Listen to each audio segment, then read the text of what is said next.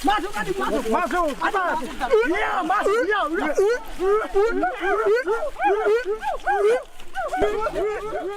Kayu besi rawa sepanjang 17 meter ini disiapkan untuk membuat salib. Melihat panjangnya, timbul pertanyaan, siapakah yang akan disalib? Siapapun itu, pasti sesuatu yang lebih besar dari mereka. Tapi Frankie Woro, Casimilus Awe, dan warga suku Auyu di Papua Selatan ini tak akan melukai siapapun. Mereka memakai salib ini sebagai tanda perlawanan.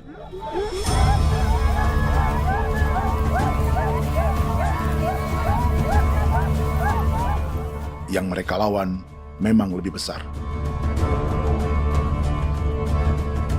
yaitu pemerintah Republik Indonesia. Pemerintah sedang mengincar 2,5 juta hektar hutan orang Papua untuk proyek tanaman industri pangan dan energi.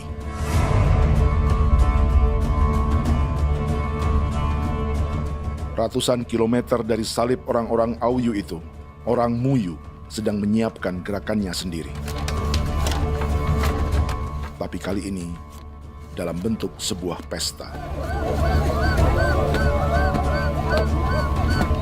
Pesta yang disiapkan oleh marga Kimco Jinipju selama 10 tahun.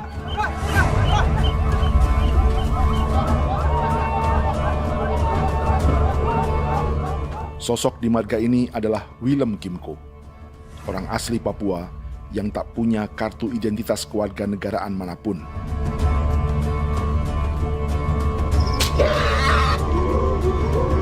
Pesta adat ini sudah cukup langka, tak hanya di Papua, bahkan di kawasan Pasifik dan peradaban Melanesia. Awalnya bayarnya aneh kalau bukan. Intinya hati kau tidak bipnuka, kau tidak bipnuka, dan jitana ya kati kau beri barang dipo. Kau memang ambil kau kuning. Ada gagasan dan gerakan sosial di balik pesta orang-orang Muyu ini, sama dengan gerakan salib merah yang dimulai orang-orang Auyu. Salib ini akan menjadi yang terbesar dari 1.800 salib merah yang telah ditancapkan berbagai suku di Papua Selatan dalam 10 tahun terakhir. Ribuan salib merah yang dipadukan dengan palang adat adalah tanda larangan yang menyatukan unsur-unsur adat dan agama. Kami percaya bahwa kalau memang kami sudah tidak mampu untuk menyelesaikan persoalan ini, dalam hal ini perusahaan tidak bisa masuk, berarti kami minta bantuan kepada nenek moyang dan Tuhan. Atribut perang orang Auyu ini diukir atau dilukis, digambar di batang salib ini dengan tujuan bahwa kami larang dengan sangat keras. Jadi apabila siapapun, baik dari antara kita sendiri yang melanggar batas ataupun pihak lain yang mengganggu keselamatan hak tanah adat kami, maka kami siap untuk melakukan ancaman perang.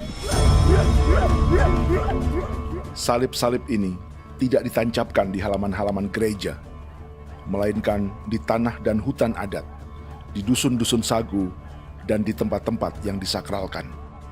Sebab 1.800 palang adat dan salib ini memang bukan semata tentang agama, tapi untuk mencegah negara dan perusahaan memasuki tanah dan hutan adat mereka.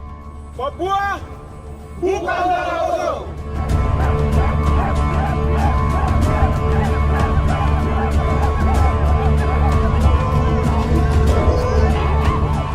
Di zaman TikTok ini, kami ingin menceritakan semua ini lewat film yang pendek.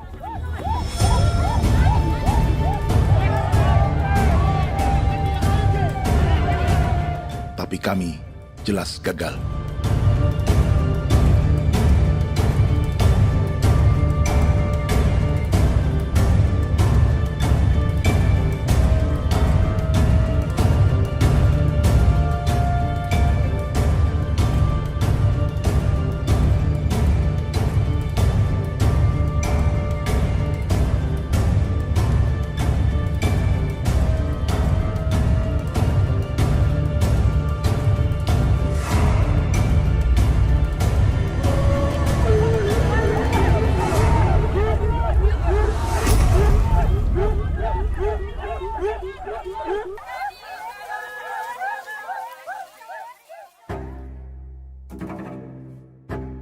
Di planet ini, ada 5 pemilik hutan hujan tropis terluas yang tersisa. Kongo di Afrika, Brazil, Peru, Bolivia, dan Indonesia.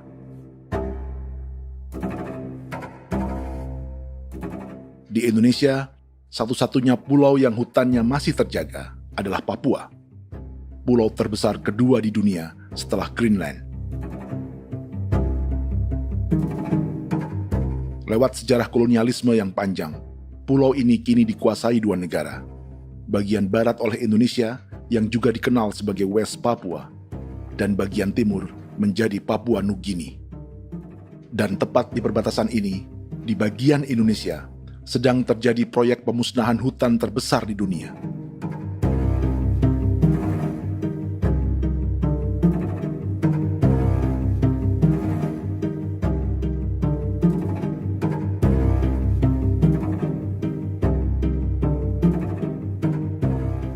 Pemerintah Indonesia sedang membuka lebih dari 2,5 juta hektar hutan untuk sawit, tebu, padi, dan peternakan. Ini disebut proyek strategis nasional untuk lumbung pangan dan energi yang jadi ambisi 3 presiden. Bagian terbesar direncanakan untuk mencetak sawah seluas 1,3 juta hektar. Lalu bagian lain akan ditanami tebu seluas 560.000 hektar untuk gula dan bioetanol. Setiap liter bensin di Indonesia akan dicampur bioetanol 10% atau E10. Ada 10 perusahaan di proyek ini, dan semuanya dimiliki oleh 1 keluarga saja. Berikutnya, ada areal sawit seluas 400.000 hektar untuk biodiesel. Targetnya mencampur 50% solar dengan minyak sawit atau B50. Dan terakhir, pemerintah akan membuka peternakan seluas 380.000 hektar. Jadi, apa yang salah dengan proyek pangan dan energi ini? 5 orang Papua dalam film ini akan menjawabnya.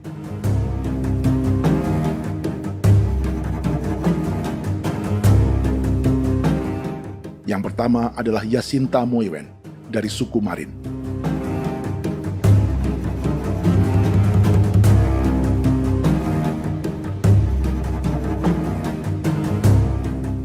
Yasinta dan warga di distrik Ilwayap di Merauke sudah menjadi korban. Hutan dan rawa sebagai sumber pangan dan ekonominya telah dihancurkan. Jalan sepanjang 135 km sedang dibuat, dan di kiri kanannya akan dicetak 1 juta hektar sawah. Mereka sulit menolak atau melawan. Salib sudah digeser, masih datang lagi dengan senjata mereka nih. Karena proyek ini juga dijaga tentara. Macam-macam senjatanya.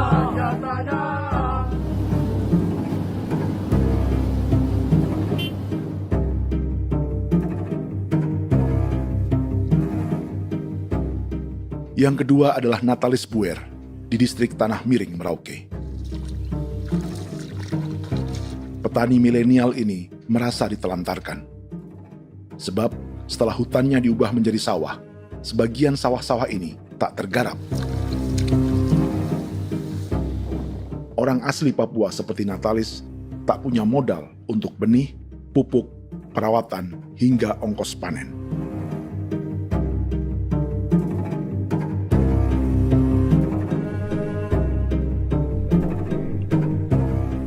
Orang ketiga adalah Vincent Kuipalo dari suku Yenan di distrik Jagebob, Merauke.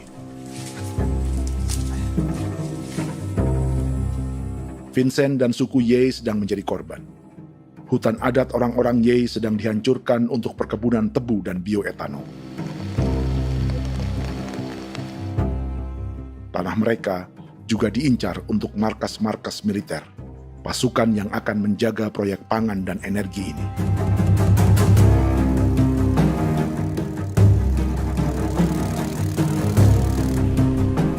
Yang keempat adalah Frankie Woro dari suku Auyu di distrik Fofi, Kabupaten Bovendigul.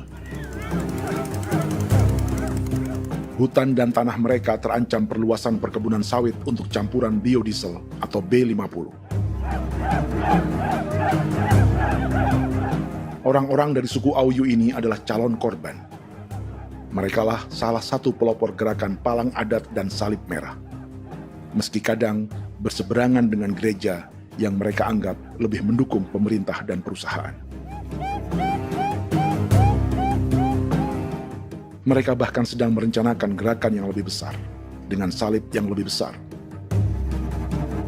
Tanah milik Somu Sobisiba itu bahwa tanah ini diciptakan oleh Tuhan dan memberikan warisan kepada kami. Kami ini hanya hak jaga.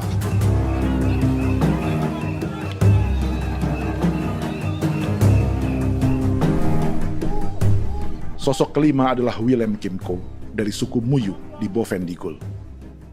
Tokoh adat dari Muyu ini hidup di garis belakang proyek negara, sehingga belum menjadi korban. Tapi mereka sedang bersiap menghadapi segala kemungkinan. Tinggal di belantara dan perbatasan membuat sebagian mereka tak punya status kewarganegaraan. Tapi mereka telah hidup jauh sebelum ada Indonesia atau Papua Nugini.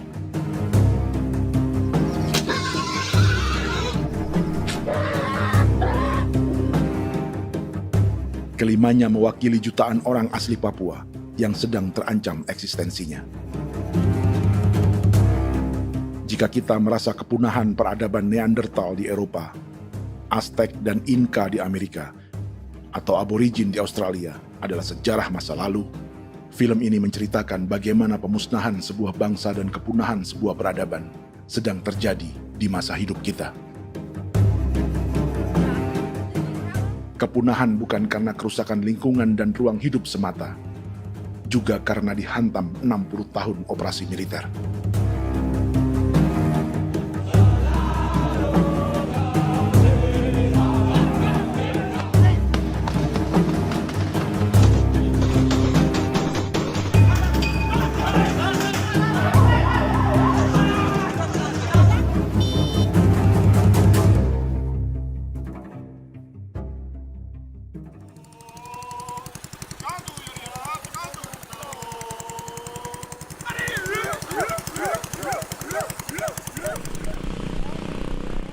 Frankie Woro dan orang-orang Auyu sedang berburu.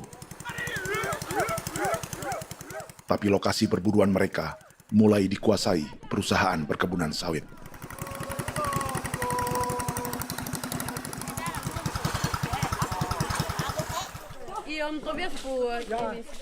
Kita akan menuju arah ke Inabusu. Di sana kami akan masuk di wilayah konsesi perusahaan PT Indo Asiana Lestari, dan di situ ya ada survei-survei mereka yang mereka pernah lakukan, tapi juga kami ada lakukan tanda-tanda saksi di sana.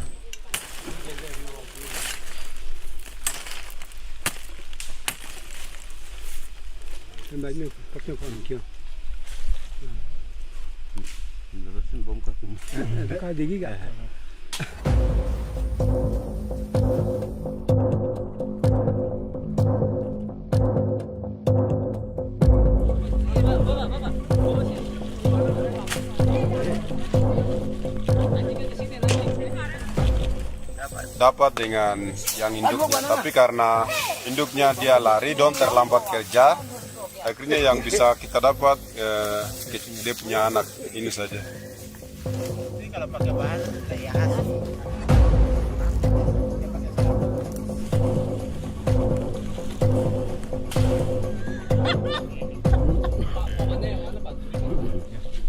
pohon ini pohon bitanggur, dia punya kayu ini kita biasa gunakan untuk kerja perahu, dan juga kulit depu getanya itu kita pakai untuk kerja ini, panah-panah ini lem, jadikan lem ini, panah-panah. Hutan ini adalah supermarket bagi suku Auyu. Juga lumbung pangan atau bank untuk menyimpan deposito kekayaan alam. Hutan juga tempat yang penuh dengan sejarah suku, situs budaya, dan tempat-tempat sakral. Inilah yang sedang mereka pertahankan dari incaran pemerintah dan perusahaan. Untuk semua alasan ini, mereka menancapkan ribuan salib merah.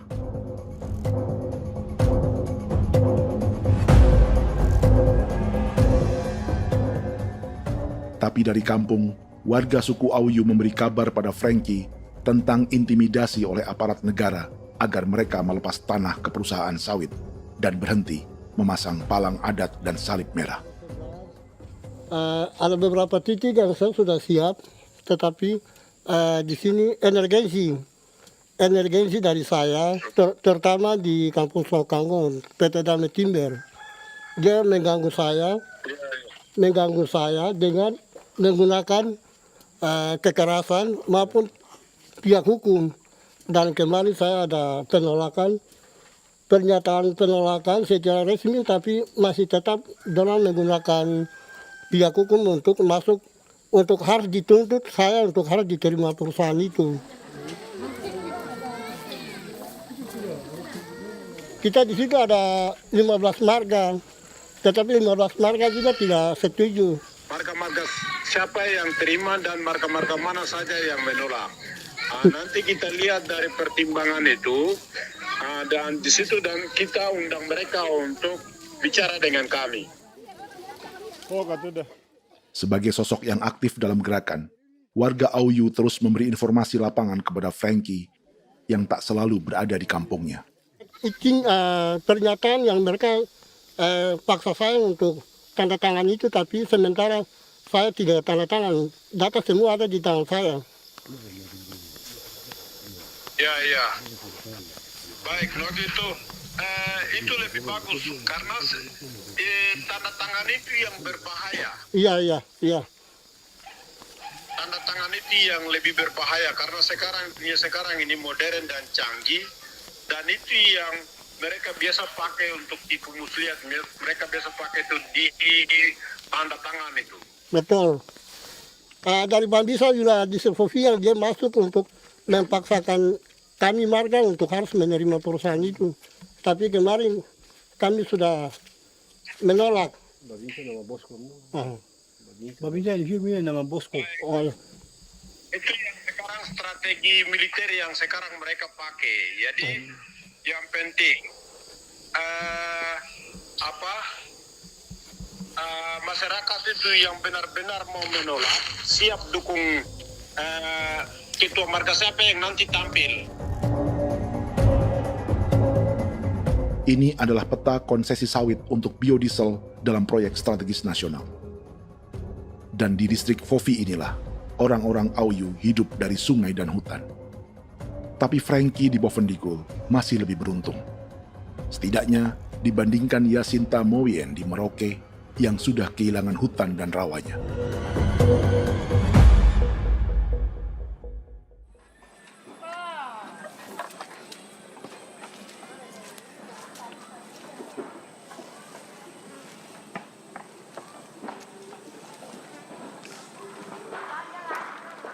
Yasinta dari suku Marin adalah petani sayur di Kampung Wanam, distrik Ilwayap, Merauke.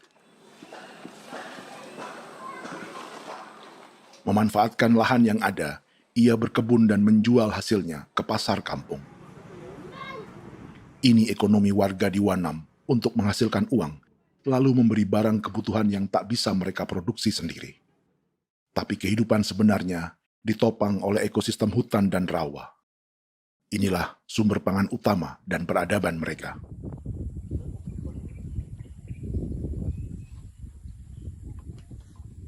Namun ketenangan ini diusik ketika tiba-tiba pada Mei 2024, di Pelabuhan Wanam datang ratusan alat berat untuk proyek pangan dan energi pemerintah.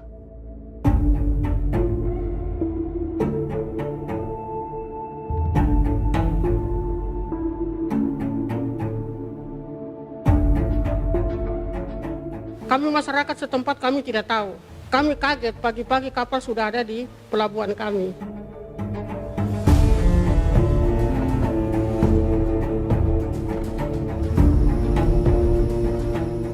Yasinta Moiwen atau Enrika Gebze dan warga lainnya tak pernah diajak bicara atau dimintai pendapat. Seakan-akan Papua adalah tanah kosong.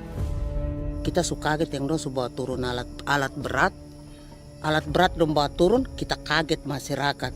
Dorang subongkar itu kayu-kayu.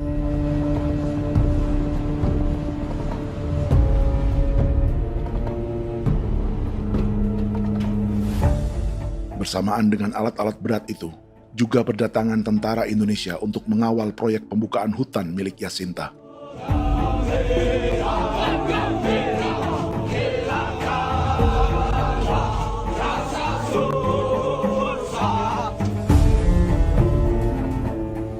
Ribu alat berat didatangkan dari Cina ke Papua oleh perusahaan bernama John Lin Group sebagai kontraktor pemerintah.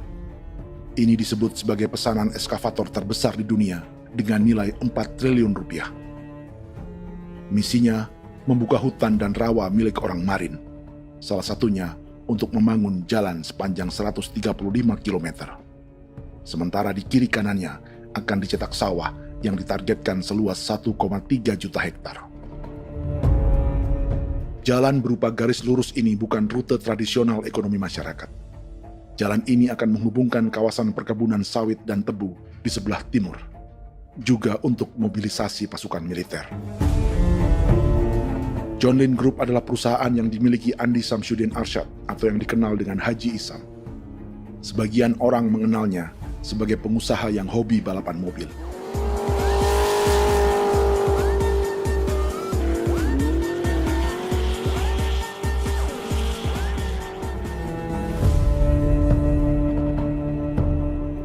Tapi di Kalimantan, ia berbisnis batu bara, perkebunan sawit, pengolahan karet, penerbangan, perkapalan, dan biodiesel. John Lin Group kini juga menjadi pemilik perkebunan tebu dan pabrik gula terbesar di Indonesia. Sayapnya melebar dari Kalimantan hingga ke Bombana, Sulawesi Tenggara. Perkebunan tebu, pabrik gula, dan industri bioetanol inilah yang juga sedang dikembangkan di Papua. Foto ini adalah momen ketika Isam bersama kerabatnya, Menteri Pertanian Amran Sulaiman dan Menteri Pertahanan Syafri Samsudin meluncurkan program biodiesel atau B50 di Kalimantan Selatan. B50 artinya setiap 1 liter solar, 50%-nya akan dicampur minyak sawit. Perusahaannya, PT John Lin Agroraya, menjadi salah satu pemainnya.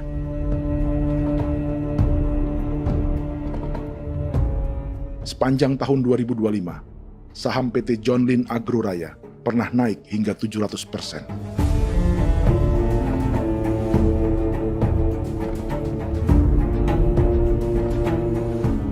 Perusahaan sawitnya yang lain, PT Pradiksi Gunatama, sahamnya bahkan pernah naik 4.000% hanya dalam 1 tahun.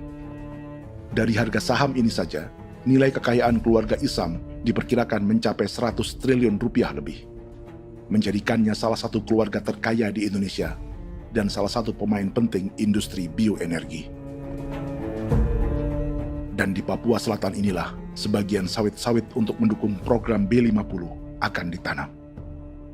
Inilah tanah orang-orang Wambon, Muyu, Marin, Yei, atau Auyu seperti Frankie Wor.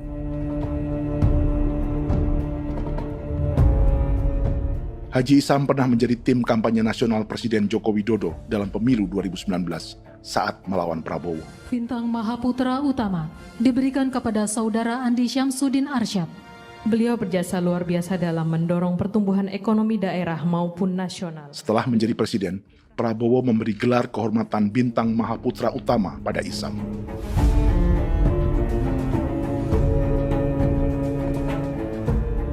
Sejumlah menteri Prabowo, juga kerabat dan orang-orang yang pernah bekerja di perusahaan Isam.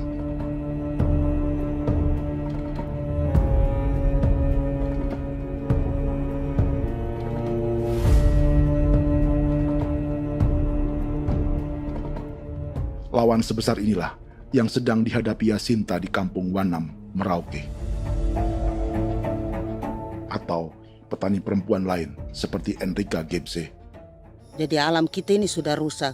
Jadi kita itu biasa jalan dari sini tuh harus pasang jerat di situ, harus cari makan di situ lagi. Itu tempat-tempat itu pasang-pasang jerat, tempat babi, rusa, sekarang sudah tidak ada lagi.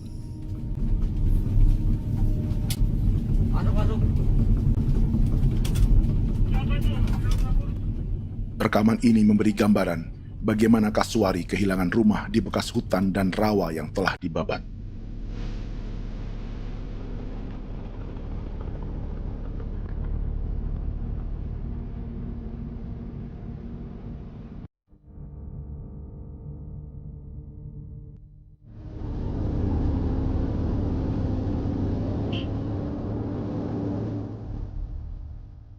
Keterlibatan tentara dalam proyek pangan dan energi di Papua memakai dalih bahwa ancaman terhadap negara kini tak hanya perang secara militer, tapi juga melalui pangan dan energi. Kementerian Pertahanan pun terlibat karena proyek ini dianggap operasi militer selain perang. Jadi tugas kamu adalah menjaga sumber cadangan pangan nasional. Macam-macam senjatanya, Proyek ini menambah panjang alasan mempertahankan kehadiran tentara di Papua dalam 60 tahun terakhir. Saat ini, jumlah tentara Indonesia di Papua mencapai 56.000 personel, atau ada 1 tentara untuk setiap 100 orang Papua. Bandingkan dengan rata-rata nasional, di mana hanya ada 1 tentara untuk 696 penduduk Indonesia. Itu belum termasuk polisi. Artinya, 1 orang Papua dijaga lebih banyak senjata dari rata-rata penduduk Indonesia. Tanah dan hutan diambil secara sepihak untuk kepentingan pembangunan batalion dan bandar antariksa. Ini bentuk perampasan masyarakat. Penolakan kehadiran markas-markas militer terjadi di sejumlah tempat di Papua. Tak hanya karena trauma dan ketakutan, juga karena mengambil tanah-tanah adat.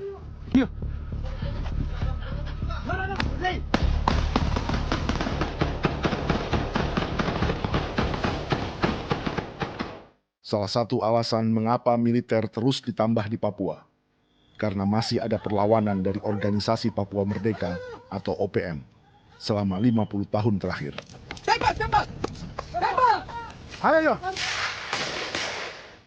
Tapi kekuatan militer OPM diperkirakan hanya 1.430 personel dan 360 pucuk senjata. Selebihnya, mereka menggunakan senjata tradisional.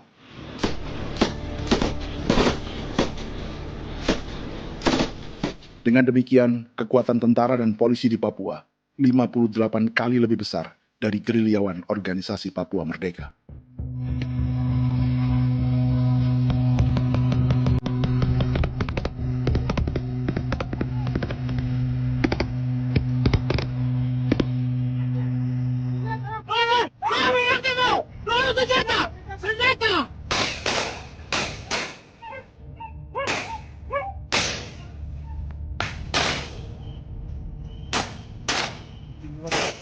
Sebagian tentara berada di garis depan pertempuran, tapi sebagian besar lainnya terlibat operasi non-tempur menjaga proyek pemerintah dan investor swasta.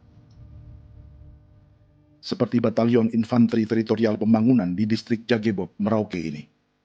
Lokasinya bersebelahan dengan konsesi lahan tebu untuk gula dan bioetanol milik PT Murni Nusantara Mandiri. Baik perusahaan maupun markas militer, keduanya mengambil hutan milik suku Ye dari marga Kuipalo. Tapi orang datang tanam ini saja di sini, tanam papan nama ini. Victor Kuipalo menunjukkan apa yang terjadi. Jadi kita juga kaget ini. Nah, kalau ini papan nama ini memang ini papan nama ditanam tapi bukan haknya mereka yang ini.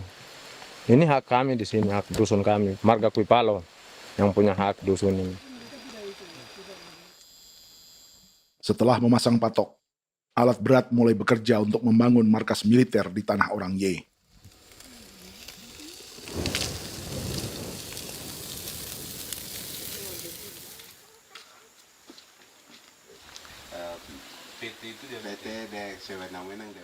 Kehadiran markas militer mengkhawatirkan warga yang pernah mengalami trauma.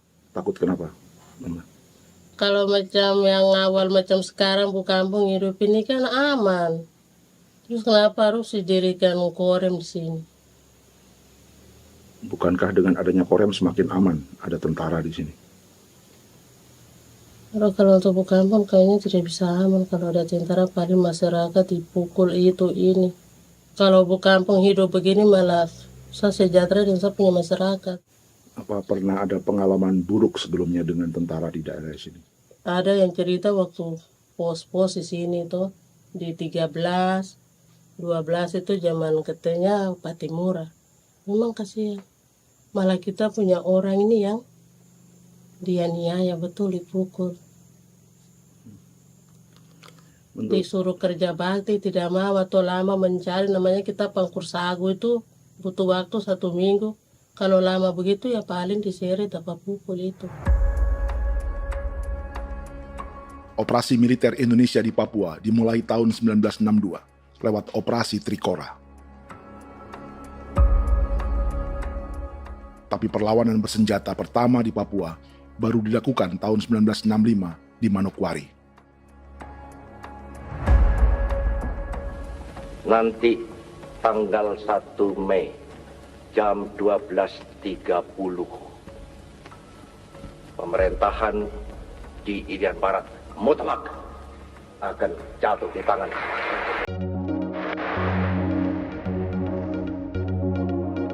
Sejak itu, selama 60 tahun, operasi militer untuk menaklukkan Papua terus dilakukan.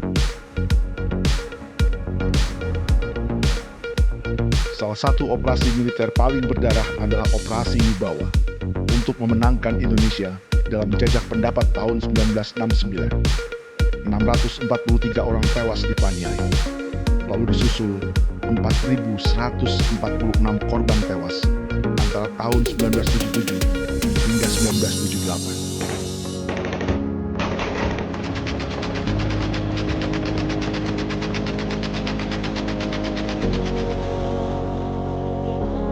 Operasi militer ini menimbulkan gelombang pengungsian hingga kini. Dewan Gereja Papua mencatat 103.000 orang menjadi pengungsi pada tahun 2025 dan nyaris tak diberitakan media-media Jakarta.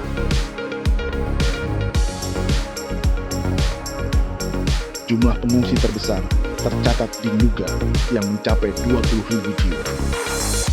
Banyak di antaranya yang sedang hamil, seperti Jubiana, salah satu pengungsi Nuga. O tagarik muzikagi be muguru pun selada di namen wane gosel di jari me tegin tumene ne anin bo misla berselar ne wam dare leprak de oi gore ba ngal no so ndak lo ko yo nandang ne anet ndang no jat nanen di ko nerwa membri wal marwa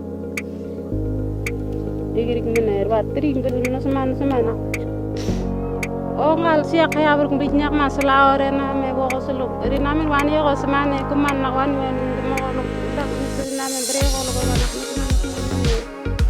ne be minute waru ga na api ni dige war be mino bragit de laina bulan mar mana kantan barang me dige na Jubiana lalu menamai anaknya Pengungsi Kogoya. Selain Jubiana, juga ada Emma dari Maibrat yang melahirkan di hutan. Sampai di kampung gini, katanya bilang ada tentara yang bangun jembatan. Nah, capek itu juga pun masih tahan. Kembali lagi ke hutan lagi. Seperti itu sampai saya jatuh di tengah jalan. Orang sampai terbanting di kayu semuanya. Berasa sakit begitu. Melengkapnya tuh Domika Serli, pengungsi Wako. Masyarakat sipil dari Kampung Aitrem sementara mengungsi karena kampungnya sementara dikuasai oleh TNI Polri. Seratusan ribu pengungsi di Papua saat ini jauh melampaui jumlah yang mengungsi ke Papua Nugini tahun 1984, yaitu 10.000 orang karena menghindari operasi militer.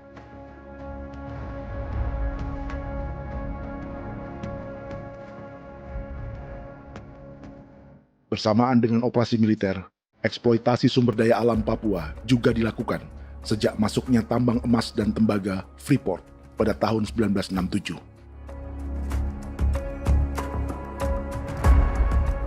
Disusul perkebunan sawit awal tahun 1980-an. Lalu ada perburuan buaya untuk diambil kulitnya. Sebelumnya, ada eksploitasi gas alam di Teluk Bintuni, pencarian besar-besaran kayu gaharu, atau pembukaan hutan tanaman industri.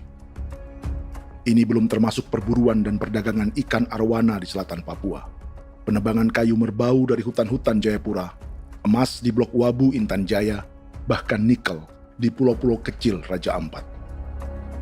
Dan kini, dalam skala yang belum pernah terjadi dalam sejarah, Papua dipaksa mencetak sawah, tebu untuk bioetanol, dan sawit untuk biodiesel.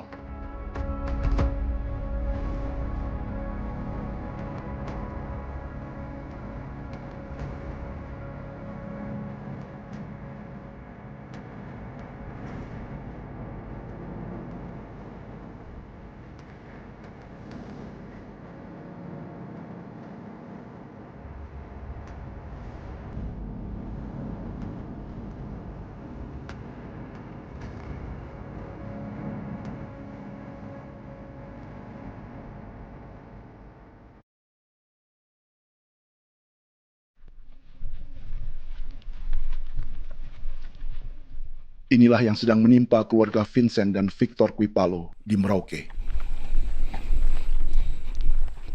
Hutan mereka diambil untuk markas militer dan industri perkebunan, PT Murni Nusantara Mandiri. 1 dari 10 perusahaan yang diberi konsesi untuk menanam tebu dan memproduksi gula serta bioetanol seluas 52.000 hektar.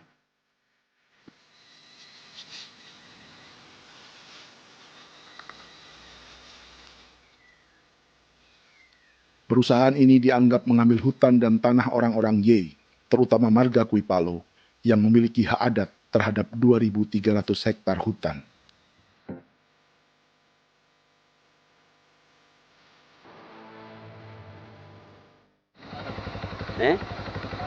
Tentara? Tentara. Oh iya, tentara.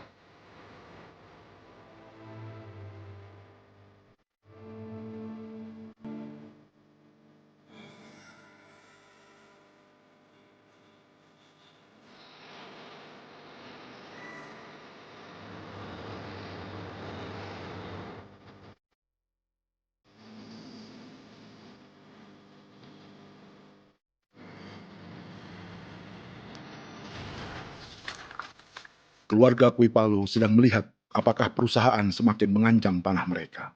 Dan kekhawatiran itu terbukti. Ini makanya tadi saya bilang ini dari sini saja dekat ini sudah masuk di dalam ujung lapang ini.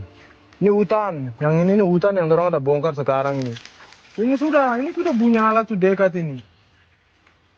Dekat sekali ini. Ini sini. Nacau, kelapa itu yang jalan lama, jalan setapak ini. Dari udara, terlihat alat-alat berat semakin mendekati tanah orang-orang Ye, marga Kuipalo.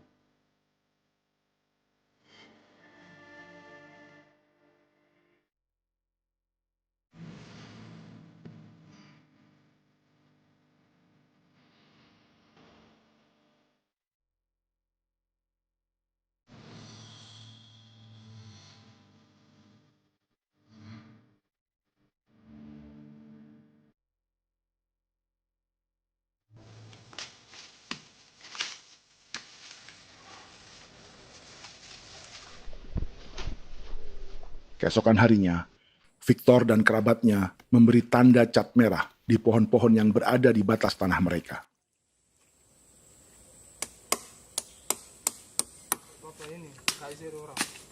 Tapi tanda peringatan adat ini tak diindahkan perusahaan.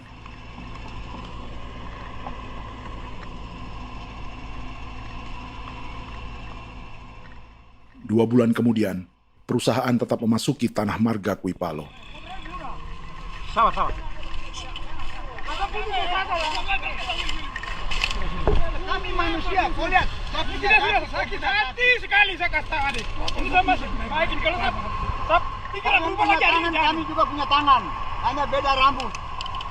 Mister itu juga. Woi. Buka. Tidak.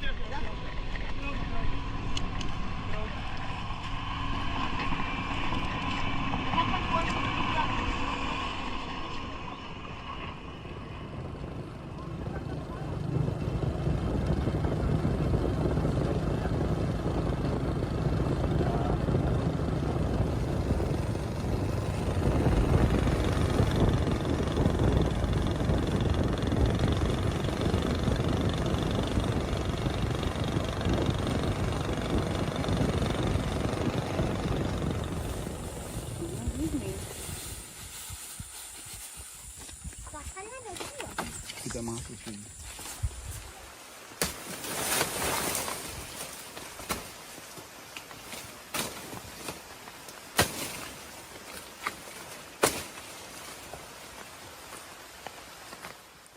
Jadi ya untuk itu seperti saya katakan tadi, apakah lebih baik kita tidak usah ada kah atau bagaimana, kita pisahkan, pisahkah dari negara ini kah? Jangankan tuh, saya kemarin bicara sama Daniel, datang sama saya dengan persoalan Kodam ini, saya bilang Pak Daniel kalau lebih baik saya ngungsi ke Papua Nugini. Dia bilang, aduh Bapak jangan begitu. Ya memang, kalau tidak bisa menghargai kami, lebih baik pilihan yang itu yang saya memilih. Lebih baik saya pindah dari sini. Saya mengungsi ke Papua Nugini, di negara tetangga. Masih di laut. Apa? Ada ini. Tapi saya bilang sama Kapolsek Pak, Agustus itu 17 Agustus saya tidak kasih naik bendera merah putih. Saya bendera ada, nanti saya taruh di meja. Bendera saya ada. Karena saya punya pikiran percuma kita ini merasa bahwa kita hidup di bawah naungan merah putih. Ternyata merah putih tidak lindungi kami. Tidak anggap kami sebagai kami rakyatnya. Dia lambang negara. Dan kami menghargai lambang negara itu. Ternyata lambang negara ini, kita bernaung di bawah lambang negara ini, kita tidak dilindungi. Hak kita tidak dihargai.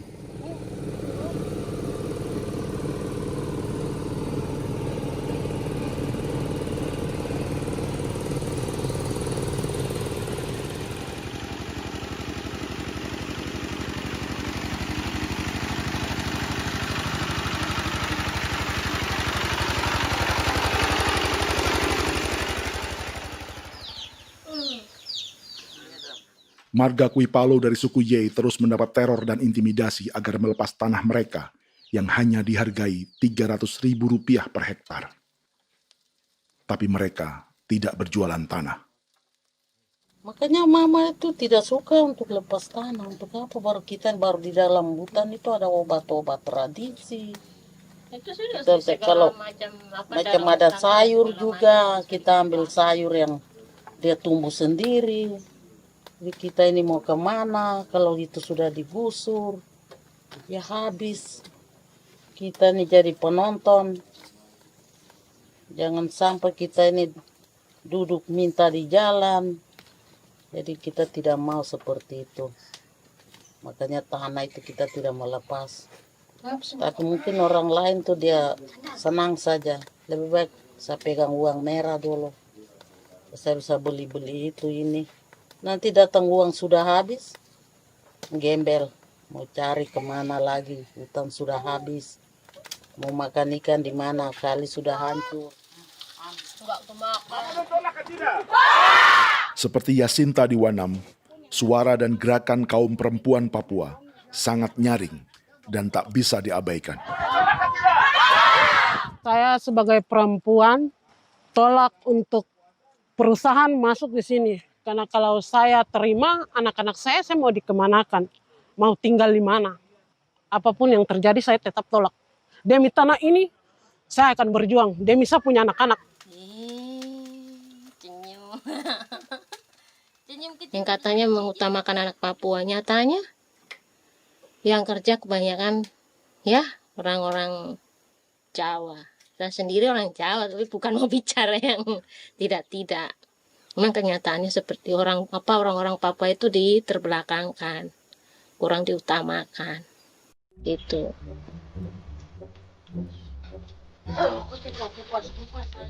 Proyek food estate seperti mencetak sawah, bukannya tak diikuti warga Papua.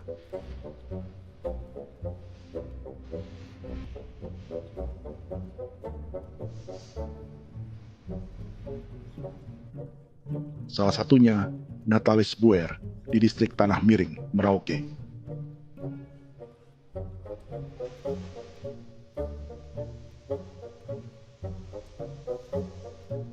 Setelah menghabisi hutan, pemerintah Indonesia mencetak sawah untuk tanaman padi karena beras mulai menjadi makanan pokok menggantikan sagu. Sebagian besar penggarapnya adalah warga transmigran yang datang sejak era 1980-an. Bahkan petani transmigran sudah ada sejak Belanda membuka proyek padi kumbe di distrik Kurik. Lokasi yang sering jadi langganan pejabat Indonesia memamerkan sawah di Papua. Tapi Natalis juga ingin belajar menanam padi atau bersawah. Namun ia kesulitan karena dibutuhkan modal untuk benih, pupuk, hingga pemeliharaan dan panen. Lalu sawah-sawah ini pun mulai dikuasai pendatang.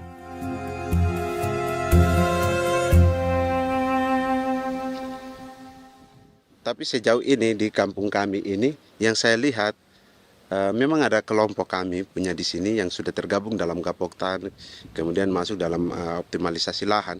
Tapi baru saya anak asli yang punya lahan di sini. Mereka tidak punya. Pemerintah dalam hal ini adalah Kementerian Pertanian bersama-sama Kementerian Pertahanan yang dalam hal ini pada garis di bawahnya adalah TNI Angkatan Darat memberikan support yang maksimal kepada masyarakat khususnya di Merauke dalam rangka. Saya kemarin habis 9 juta. 9 juta ya? Iya, 9 juta karena dia sudah tidak dipakai toh. Ya. Perempuan Papua seperti Filomena juga mau bertani. Pemerintah memberi bantuan Rp900.000 per hektar lewat program optimalisasi lahan atau OPLAH. Tapi dibanding biaya produksi dan harga jual gabah, Filomena mengaku berkali-kali rugi dan kini memutuskan tak lagi menggarap sawahnya. Terus kita harus cari uang untuk kondek. Betul. Karung kita beli. Karung beri sendiri lagi. Tenda kita beli. Ini dari yang offline ini don tidak siapkan. Tidak ada. Tidak ada ya, jadi mama don sendiri. Itu yang saya ada bilang, 900.000. Itu modal untuk kerja sawah ini. Mulai dari kerja sampai nanti panen. Panen. Wih, ngeri sekali. Iya, lucu toh? Tidak dapat itu. Betul, Mam. Dong maksud begini. Kalau disuruh tanam ubi berhektar-hektar, mari datang. Kita tahu cara rawatnya bagaimana, Iya. tanamnya bagaimana, tanam model bagaimana supaya hasilnya model begitu. Kita tahu. Kalau yang ini kan kita baru belajar. Sebagian hutan milik warga Senayu di Merauke sudah dibuka untuk sawah dan kebun tebu oleh PT Global Papua Abadi. Proyek pertanian ini dikerjakan oleh Kodim Merauke. Mereka melepas sebagian tanah karena ingin belajar bertani. Saya tete nenek moyang tidak ajar saya tanam padi. Tapi saya mau berubah. Generasi saya yang berikut ini besok lusa tidak bisa makan pisang, sagu. Namun program optimalisasi lahan yang dijanjikan dengan berbagai bantuan tak dirasakan Filomena. Obat rumput beli, obat padi beli, jonder kita bayar, bahkan bibit masih kurang, cari bibit lagi beli. Jadi saya memang kalau program pemerintah saya sama sekali saya tidak suka. Baku tipu saya.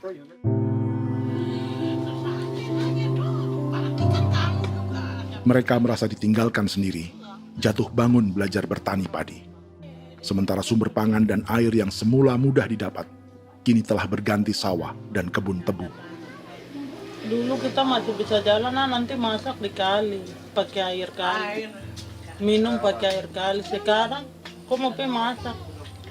Tidak ada air, Air kabur. sudah susu, mau minum tidak bisa. Sudah dengan obat. Don semprot tebu itu saja drone. Drone yang semprot. Saya lihat di itu. Jadi kita bukan drone yang terbang di atas untuk disemprot. Dong lempar pupuk di bawah ya dia mengalir ke kali. Mengalir ke kali, ke rawa-rawa.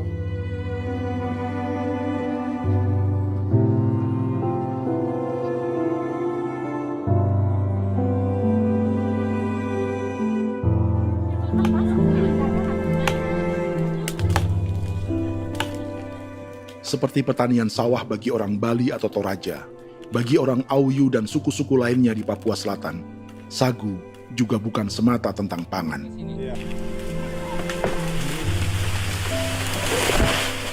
Bagi orang Auyu dan Marin, sagu adalah kerabat, sosok orang tua, sosok nenek moyang yang harus dijaga dan dilindungi. Lagi bikin apa mama ini mama? Pakai toko itu sagu.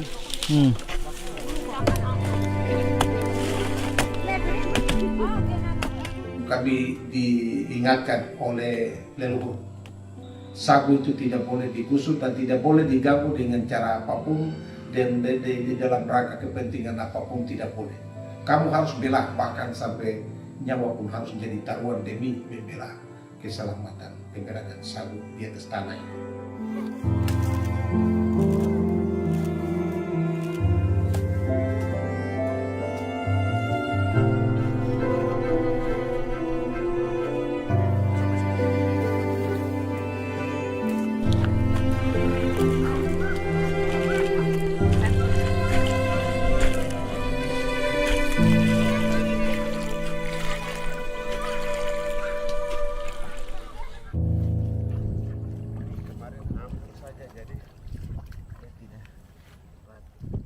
Menurut Natalis, pemerintah di Jakarta mendefinisikan lumbung pangan semata urusan beras dan mencetak sawah. Sebenarnya orang Papua itu bukan tidak bisa bertani. Kami tanam ubi itu bagian dari pertanian. Nah, pertanian yang dimaksud oleh pemerintah itu harusnya selalu, itu kalau bisa pemerintah harus spesifikkan. Pertanian apa yang dimaksud? Pertanian tanam padi atau pertanian tanam ubi, petasan dan lain-lain. Ini yang harus dispesifikkan dulu. Begitu, sehingga tidak menjustifikasi kami orang asli Marin bahwa kami tidak bisa bertani. Bukan.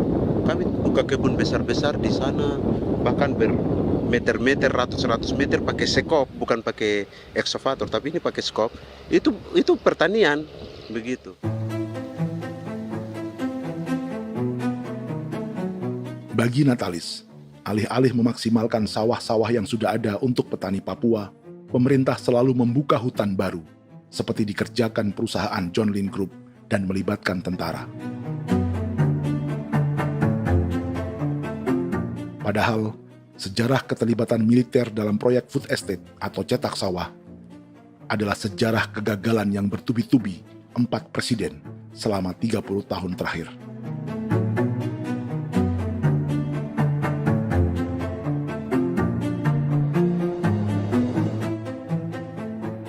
Papua bukan yang pertama menjadi proyek lumbung pangan yang melibatkan tentara.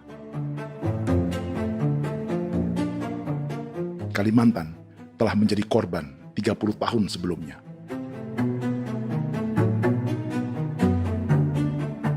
Ini adalah bekas hutan yang sudah dibuka di Pulang Pisau, Kalimantan Tengah. Tahun 1996, di era Presiden Jenderal Soeharto, ia menghabisi 1 juta hutan di lahan gambut untuk mencetak sawah demi memenuhi ambisi swasembada beras, bukan swasembada pangan. Hutan tropis Kalimantan dihabisi dalam skala yang belum pernah terjadi dalam sejarah. Di bawah rezim militeristik, tak ada yang berani melawan keinginan Soeharto, termasuk orang Dayak seperti Kuneng. Nggak bisa dihalangi itu. Nggak boleh dihalangi. Ya kalau ada kata-kata aja menghalangi, sudah kita diseret ke kepolisian dulu. Atau bisa langsung di PKI-kan. Iya, di PKI-kan gitulah. Jadi kita tuh nggak berani apa-apa dulu tuh. Ya. Apa maunya aja. Misal bilangnya A. Setahun setelah pengundulan hutan skala besar itu, tahun 1997, untuk pertama kalinya Kalimantan mengalami kebakaran lahan dan kabut asap terbesar dalam sejarah.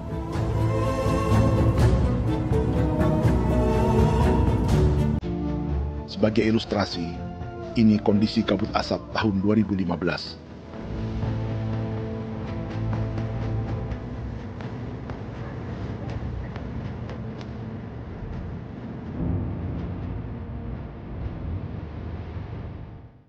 Proyek 1 juta hektar sawah Jenderal Soeharto itu gagal. Bendungan dan saluran irigasi mangkrak hingga kini. Mei 1998, rezim Soeharto tumbang. 2 tahun setelah ia menumbangkan jutaan hektar pohon di Kalimantan. Setiap tahun, lokasi ini menyumbang kebakaran dan kabut asap yang merugikan jutaan orang. Sawah yang berhasil di Kalimantan justru bukan sawah yang dibangun Jenderal Soeharto, melainkan yang dirintis para transmigran sejak era 1980-an. Sawah-sawah inilah yang ikut digarap oleh militer di era Presiden Joko Widodo. Dan hasil dari proyek food estate Presiden Jokowi itu sama sekali jong nih, nggak ada harapan lagi sudah seperti ini. Tapi Jokowi terus memperluas area food estate hingga 16.000 hektar.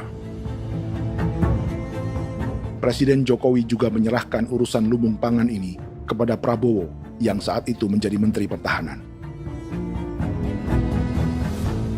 Salah satunya di Kabupaten Gunung Mas, Kalimantan Tengah, untuk membuka perkebunan singkong seluas 31.000 hektar. Food Estate Singkong Jenderal Prabowo ini dimulai dengan membuka 600 hektar hutan di Tawai Baru. Proyek singkong untuk bioetanol ini pun dijaga tentara. Dan seperti Jenderal Soeharto, proyek Jenderal Prabowo ini pun gagal.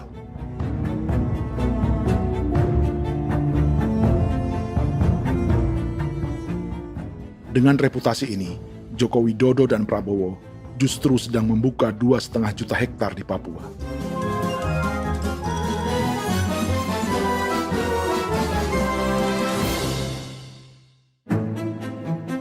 Setelah Jenderal Soeharto, Presiden Jenderal Susilo Bambang Yudhoyono juga mencoba membuka food estate di Papua sejak tahun 2010. Namanya Merauke Integrated Food and Energy Estate atau MIFE. Proyek ini juga gagal. Lalu di lokasi yang sama, Jokowi berusaha meneruskan dengan proyek mencetak sawah 1,2 juta hektar yang juga gagal. Sekarang yang paling siap adalah 1,2 hektar. Yang 1,2 juta hektar. Dan kini, Prabowo yang pernah gagal dengan 600 hektar singkong di Kalimantan justru akan mengulangi di Papua dengan skala 2,5 juta hektar. Di daerah Papua pun harus ditanam kelapa sawit supaya bisa menghasilkan juga BBM dari kelapa sawit. Dalam setiap proyek pangan dan energi di Papua, yang lebih menonjol bukan tanaman pangannya, melainkan untuk energi atau bahan bakarnya. Sawit untuk biodiesel dan tebu untuk industri bioetanol. Ada 10 perusahaan yang diberi konsesi hingga 0,5 juta hektar untuk tebu. Dan 10 perusahaan itu dimiliki oleh 1 keluarga saja.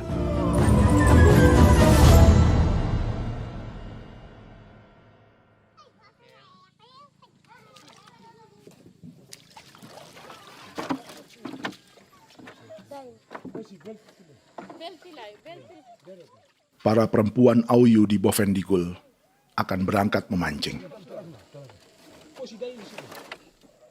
Priska Beni membantu menyiapkan perahu.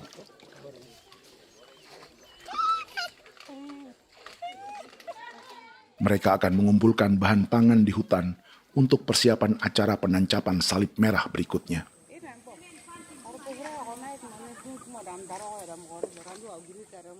Priska sudah mengambil posisi memancing.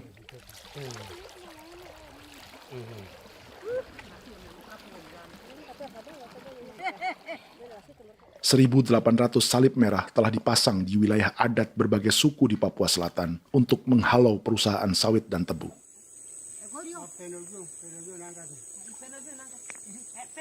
Maria Tebung yang paling muda datang membawa hasil. 2 ekor ikan gastor alias gabus toraja. Sebagai generasi Z, pendidikannya sampai sekolah dasar. Di perusahaan perkebunan seperti sawit atau tebu, ijazah SD hanya bisa menjadi buruh kasar. Tapi ia tak tertarik. Karena kita hidup itu dari alam, kita pancing, juga di darat, bawa anjing, terus bikin pagar sagu, dapat babi, bawa baru kita makan. Jadi kita tidak mau perusahaan masuk. Kita tidak akan terima. Sementara Priska Beni masih mencari peruntungan. Tapi baginya, menjadi nelayan di Sungai Fofi masih lebih baik daripada bekerja 9 tahun di perkebunan sawit. Sudah pengalaman, jadi kita tidak mau lagi. Seberapa lama ketika kerja itu? Selama di sana. 9 tahun di sana. 9 tahun? Saya baru pulang dari perusahaan. Selama 9 tahun kerja di sawit, bisa punya rumah kah? Atau Tidak. motor kah? Tidak. Johnson kah? Tidak. Cuma makan saja. Pendapatan juga kan tidak lebih. Habis dimakan.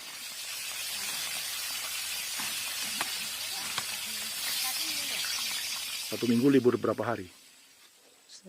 Tidak libur. Minggu tetap kerja? Tetap kerja. Tidak bisa ke gereja? Hari Minggu kerja. Hari Minggu juga kerja. Dia tidak mengenal agama perusahaan itu. Di grup perusahaan sawit Korindo, Priska digaji 2 juta rupiah per bulan dan tinggal di mes karyawan. Tapi gaji itu dipotong bahan makanan atau BAMA rata-rata 1 juta rupiah setiap bulan. Korindo adalah grup perusahaan yang salah satu usahanya adalah hutan tanaman industri dan sawit di Bovendigul dan Merauke. Di Papua, mereka memakai bendera PT Tunas Sarwa Ema. Perusahaan ini pernah memberi bantuan pada Keuskupan Agung Merauke. Keuskupan Merauke belakangan mengeluarkan pernyataan mendukung proyek strategis nasional di Papua. Umat Katolik yang memprotes sikap gereja tersebut ditangkap polisi. Jadi selama 9 tahun tidak bisa nabung? Tidak. Makan saja. Makan saja. Makan saja. Menabung bagaimana? Keperluan banyak. Sudah sampai. Habis di anak-anak uang sekolah. Uang 1 juta itu mana sampai. Mau nabung juga tidak cukup. Sudah pengalaman, jadi kalau di sini perusahaan mau masuk tidak. Tidak.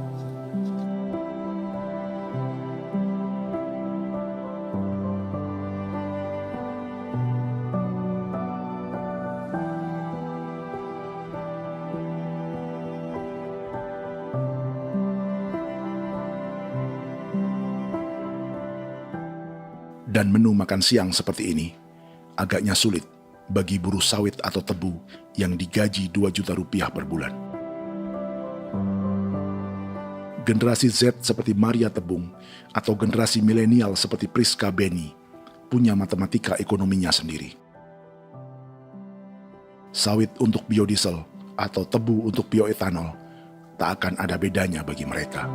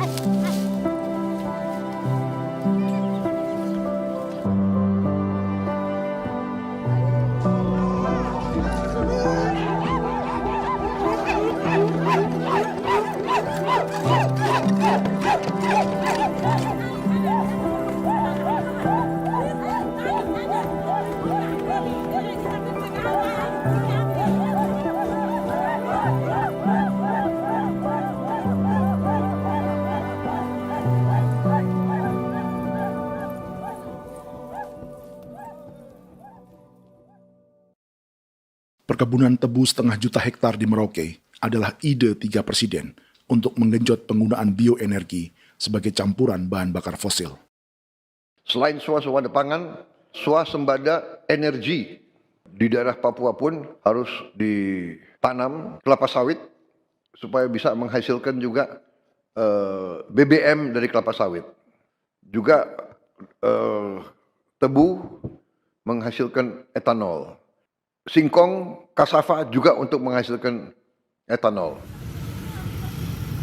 Bioetanol adalah bahan bakar nabati atau tumbuhan yang dapat dicampur dengan bensin. Sama dengan program biodiesel yang mencampur solar dengan minyak sawit. Pertamina saat ini sudah menjual BBM bioetanol dengan campuran 5% yang dipasarkan dengan merek Pertamax Green 95. Tapi pemerintah ingin menaikkan kadarnya menjadi 10% atau E10. Maka ke depan kita akan mendorong untuk ada E10. Kemarin malam sudah kami rapat dengan Bapak Presiden. Bapak Presiden sudah menyetujui untuk direncanakan mandatori 10% etanol. Idenya untuk mengurangi ketergantungan pada bahan bakar fosil yang diimpor dan menimbulkan polusi.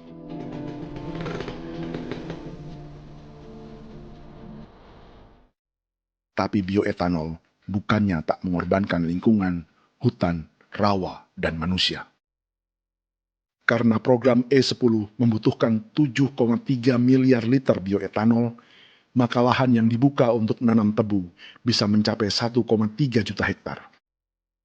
Sementara saat ini, luas perkebunan tebu di Indonesia hanya 500 sampai 600 ribu hektar. Artinya, butuh lahan baru hingga 800 ribu hektar untuk menanam tebu. Dan 500 ribu hektar diantaranya sedang dibuka di Papua. Hutan yang tadinya untuk menumbuhkan pangan, berubah jadi tanaman untuk bahan bakar di jalanan. Kecepatan pulihnya hutan beradu dengan jumlah dan kecepatan kendaraan di jalanan.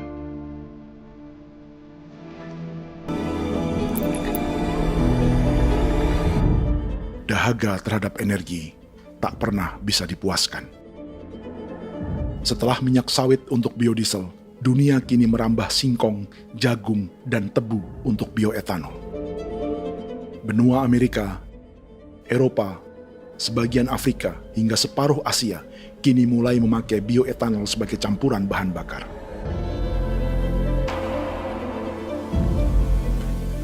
Selain perebutan lahan, masa depan dunia juga dibayangi semakin mahalnya harga pangan karena persaingan antara perut manusia dengan tangki kendaraan. Ini adalah lokasi perkebunan tebu dan bioetanol PT Murni Nusantara Mandiri yang mengancam tanah Vincent Quipalo dan orang-orang Ye di Merauke. Beberapa kilometer di selatan adalah PT Global Papua Abadi yang mengancam tanah orang-orang Muyu dan Marin. Dua perusahaan ini adalah bagian dari 10 perusahaan yang mendapat konsesi lahan untuk tebu dan bioetanol di Merauke. Batas konsesi mereka bahkan sama dengan batas negara Indonesia dengan Papua Nugini. Salah satu ciri bahwa peta konsesi ini dibuat di Jakarta dari atas meja. Sama seperti kolonial Inggris dan Belanda ketika mereka membagi Pulau Papua dengan garis lurus pada abad 19. Seakan Papua adalah tanah kosong. Bedanya, meski peta konsesi ini mengatur batas 10 perusahaan, tapi perusahaan-perusahaan ini sebenarnya dimiliki oleh satu keluarga saja. Ini nama 9 dari 10 perusahaan tebu dan bioetanol di Merauke, Papua. 99% saham mereka dimiliki sebuah perusahaan bernama PT Merauke Nusantara Manis. Sementara 1% sisanya dimiliki PT Merauke Gula Mandiri. Tapi saham kedua perusahaan ini dimiliki PT Merauke Sugar Group. Dan perusahaan ini, 90% sahamnya dimiliki pengusaha bernama Angelia Bonaventure Sudirman, serta perusahaan bernama Zico Trust dan Resource Harvest. Lalu 10% lainnya dikuasai PT Papua Energi Abadi, yang pemiliknya adalah Dudi Christian dan Angel Madeline. Sekarang, mari kita lihat siapa mereka. Angelia Sudirman adalah keponakan dari salah satu konglomerat sawit Indonesia, Martias Fangiono. 9 perusahaan di Papua ini berada di bawah bendera Merauke Sugar Group. Dan Merauke Sugar Group hanya satu dari 7 grup perusahaan milik keluarga Fangiono.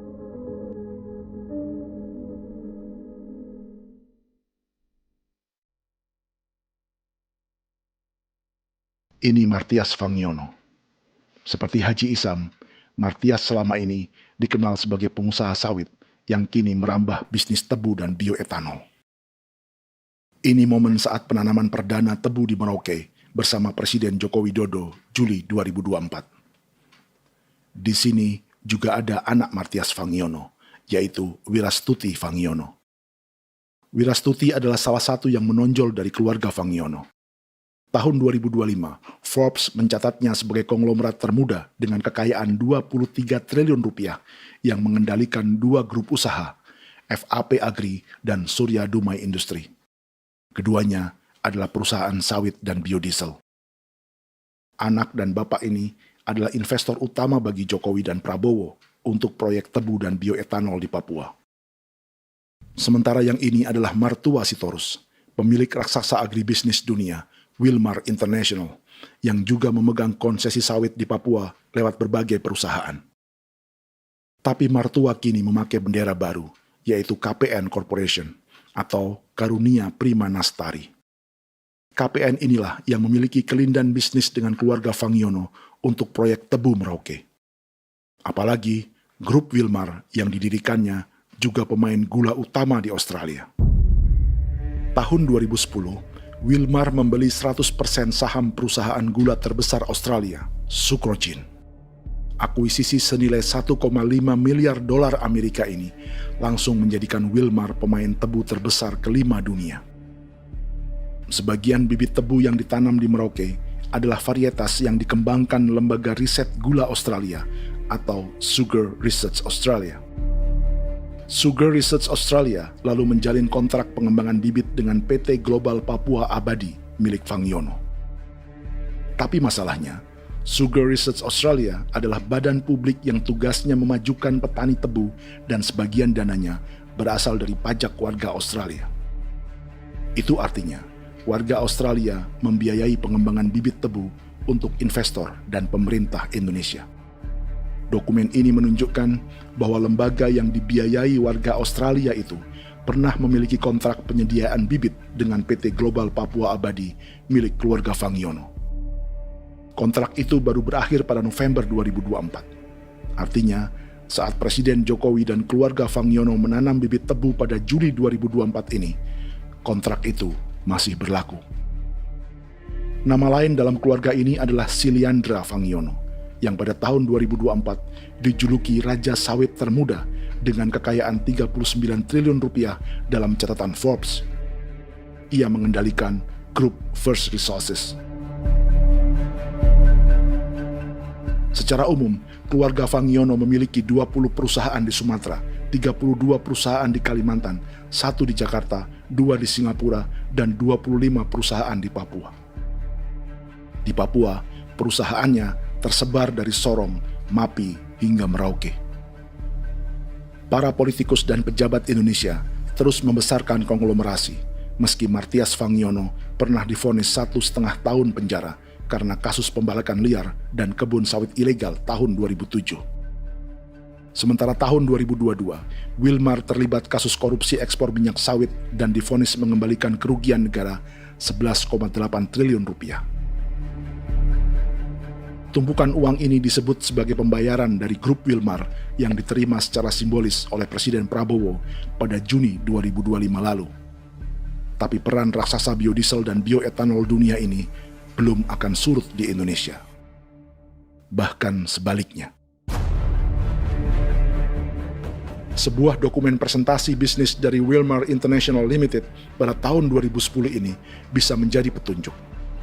Presentasi ini bagian dari proses pembelian 100% saham raksasa tebu Australia, Sucrogin. Dalam presentasi ini, Wilmar mengaku ditawari konsesi lahan 200.000 hektar di Papua, atau dulu disebut Irian Jaya, untuk menanam tebu. Dengan penerbangan hanya 2,5 jam dari kantor Sucrogin di kota Townsville ke Merauke, Wilmar akan mengawinkan bisnis gula dan bioetanolnya menjadi pemain dunia. Dan lokasi yang diincar oleh Wilmar adalah distrik Ilwayap di Merauke, kampung halaman Yasinta Moiwen. Dan persis disinilah, 14 tahun kemudian, ribuan eskavator John Lynn Group milik Haji Isam mulai membuka hutan sebagai kontraktor pemerintah. Presentasi dan gagasan ini dibuat oleh Wilmar pada Juli tahun 2010. Sebulan kemudian, Agustus 2010, pemerintah Presiden Susilo Bambang Yudhoyono meluncurkan proyek Lumbung Pangan dan Energi Merauke atau Merauke Integrated Food and Energy Estate. Targetnya membuka lahan 1 juta hektar dalam 5 klaster yang masing-masing 200.000 hektar. angka yang sama dengan presentasi Wilmar. 5 tahun kemudian, 2015, giliran Presiden Joko Widodo yang mau melanjutkan proyek pangan dan energi 1,2 juta hektar. Menjelang pensiun sebagai presiden, Jokowi kembali menggencarkan proyek ini dan melibatkan Prabowo sebagai Menteri Pertahanan. Jokowi lalu mendukung Prabowo sebagai presiden berpasangan dengan anaknya, Gibran Rakabuming Raka sebagai wakil presiden. Kini, setelah menjadi presiden, giliran Prabowo yang melanjutkan proyek bioetanol dan biodiesel dengan memobilisasi militer dan melibatkan pejabat-pejabat yang juga para elit partai koalisinya.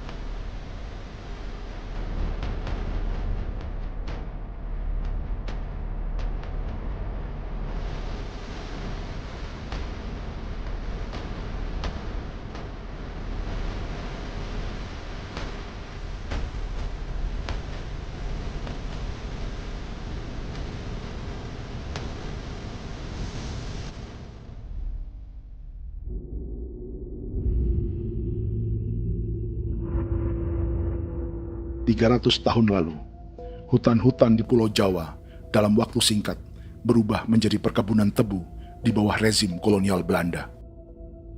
Orang Jawa menjadi buruh dan petaninya dipaksa menanam tebu. Dari kolonialisme dan politik tanam paksa itu, Belanda memperkaya negara dan para investornya.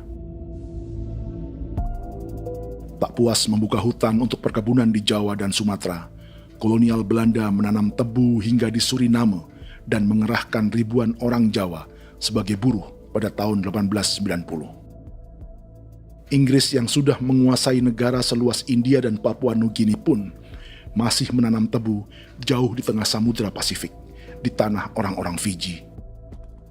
Lalu memindahkan puluhan ribu orang India menjadi buruh di sana.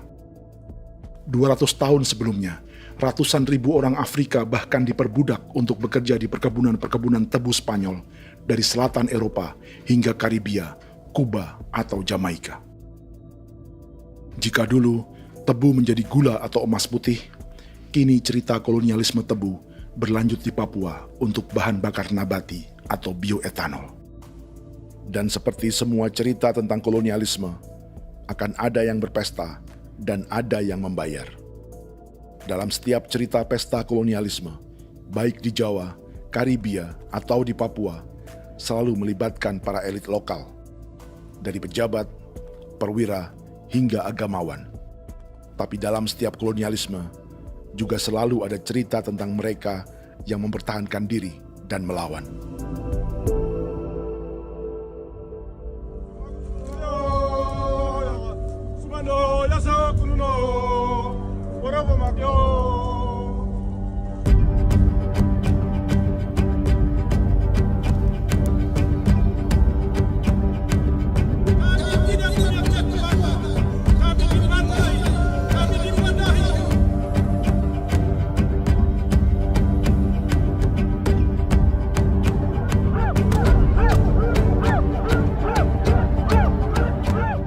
Dalam sejarah Gereja Katolik banyak pemimpin-pemimpin yang adalah tanda petik itu adalah Judas-Judas juga.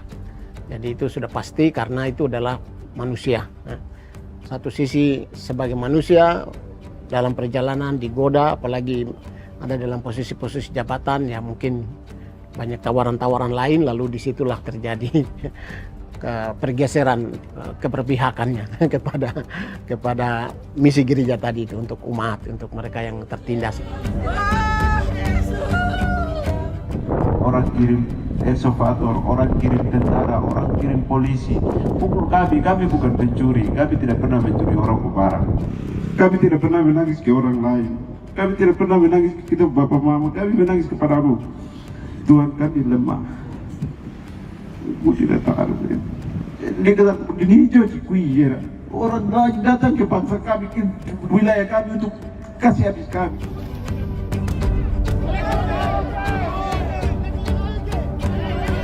Ya Hakimam Dehi, Ya Hakimam Dehi, Bono Ya Hadikul Dehi, Bono Ya Hadikul Dehi. Kita buat sasi seperti begini untuk menolak perusahaan apapun yang masuk di tanah kami. Kalau kita kasih, kita bikin rusak sekarang, kita punya generasi berikutnya mau dapat kemana. Jadi kita nyatakan sikap di sore hari ini, kami tolak.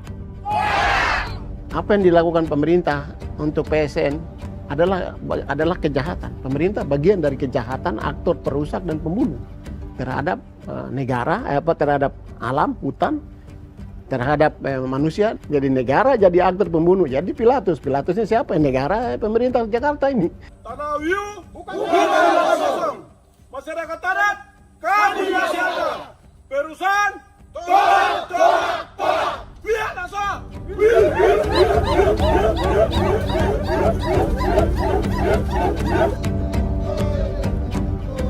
Jika tanah adat dan hutan adat hilang, kami mau hidup di mana? Maka di sini saya mau bilang, negara jangan tipu-tipu kami lagi.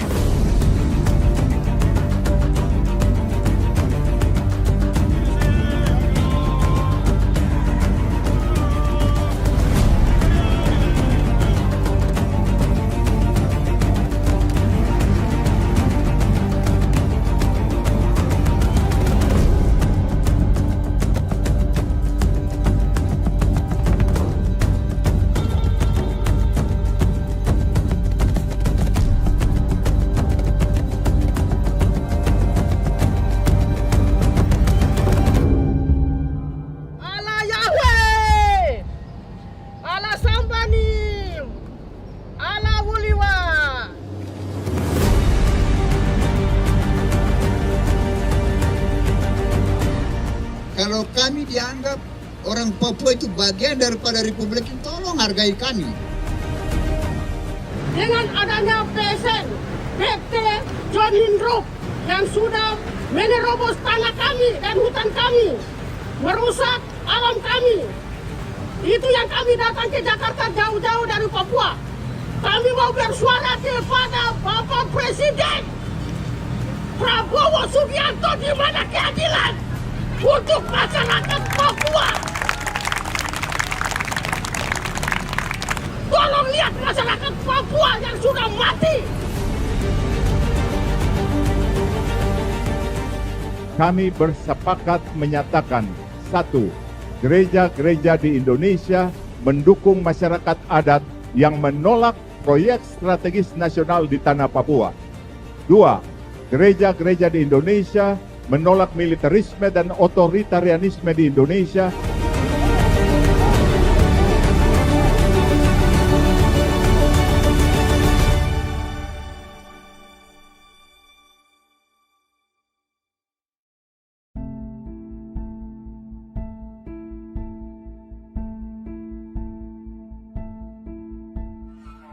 Kita sering merasa banyak hal buruk sudah jadi cerita sejarah.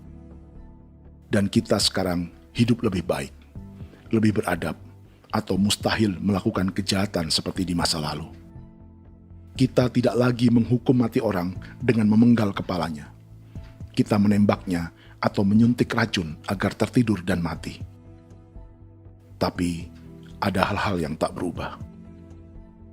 Salah satu pembantaian yang kuat di ingatan kita adalah kejahatan Nazi atau genosida di Rwanda. Padahal pembantaian juga sedang terjadi di masa kita, seperti di Gaza, Palestina. Penghancuran sebuah peradaban seperti Indian di Amerika atau aborigin di Australia juga kita anggap masa lalu. Sekarang kita merasa lebih baik dan lebih toleran. Padahal proses penghancuran bahkan pemusnahan yang sama sedang terjadi terhadap bangsa Melanesia di Papua. Begitu juga dengan praktik kolonialisme. Kita merasa penjajahan seperti dilakukan Portugis, Inggris, atau Belanda sudah menjadi sejarah.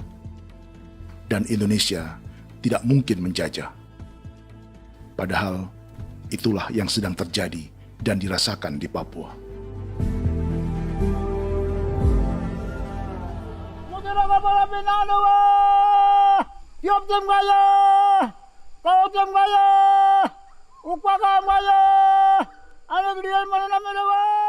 Jalannya sejarah ini disadari Willem Kimco di pedalaman Bovendigol, Papua. Hidup terpencil dan tak tersentuh urusan negara bukan berarti selalu aman.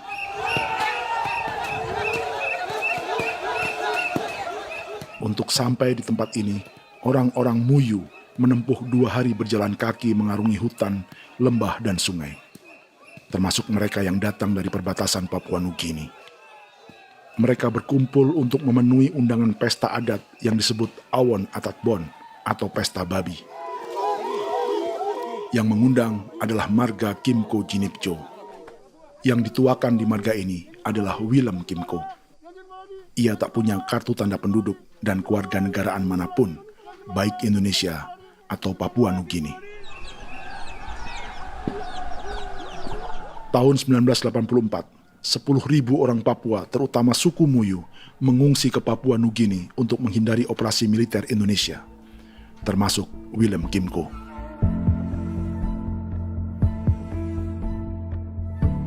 Apa yang membuat pesta adat ini istimewa? Apa bedanya dengan acara serupa yang dihadiri pejabat, tokoh agama, LSM, atau yang direkam oleh kru televisi dan konten kreator? 13, 14, 15, 18. Pertama, untuk membuat pesta babi, orang Muyu perlu persiapan selama 10 tahun. Sebab, babi-babi yang akan jadi bagian dari pesta ini tak boleh dibeli, alias harus dipelihara sendiri. Babi-babi ini bukan bantuan pejabat pemerintah, gereja, atau LSM.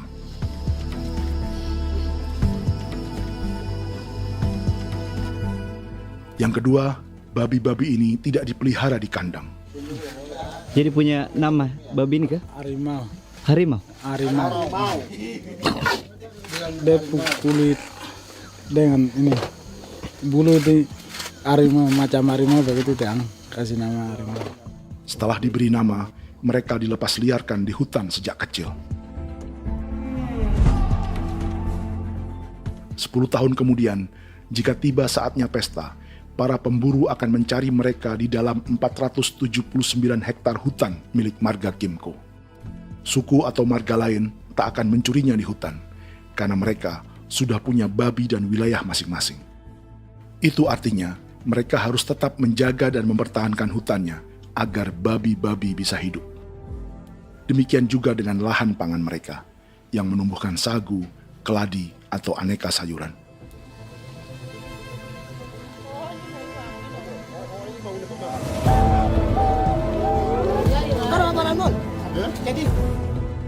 Yang ketiga, dalam Awon Atatbon atau pesta babi, binatang ini tidak dimakan secara gratis.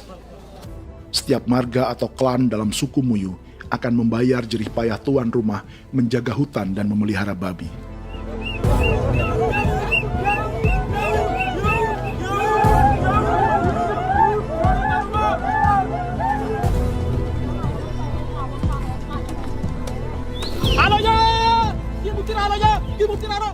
Ini seperti arisan untuk menjaga budaya dan lingkungan. Bagian dari budaya dan ekonomi timbal balik yang ditandai dengan siklus memberi dan menerima.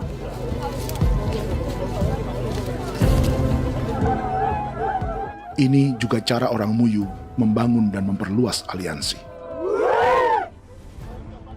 Awon bet begul bet, ulan yau kando bet, asat bet anani, asat bet yang liga anani, oh, ado amten anani, menini tu ni jaga, kepo kemo kau di mana? Kepo kemo mayat ni. Kep tetek no mayango, kep kan in between ni kep tore ven. Ni ven ni tanah ya kadek ni. Oke, kep kan nanti kutu apa?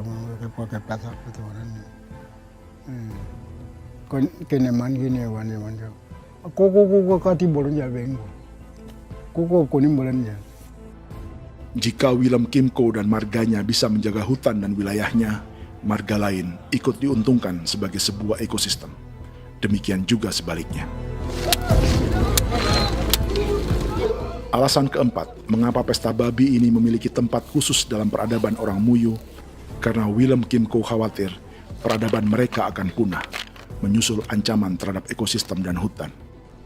Setiap marga atau klan harus mengkonsolidasi diri dan membangun aliansi.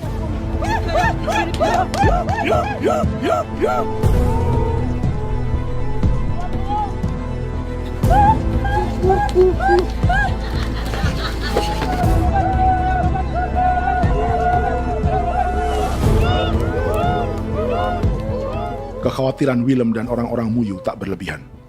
Ruang hidup mereka bersinggungan dengan proyek bioetanol dan biodiesel pemerintah Indonesia. Mereka juga tahu apa yang telah dan sedang menimpa suku lain seperti Auyu di Bovendikul atau Yainan dan Marin Anim di Merauke.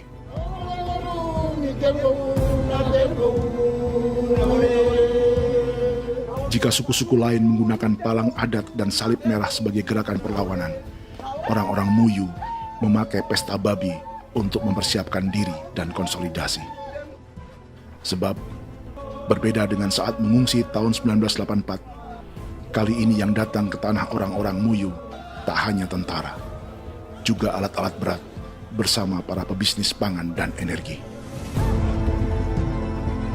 Mau ke Manu, mau datang.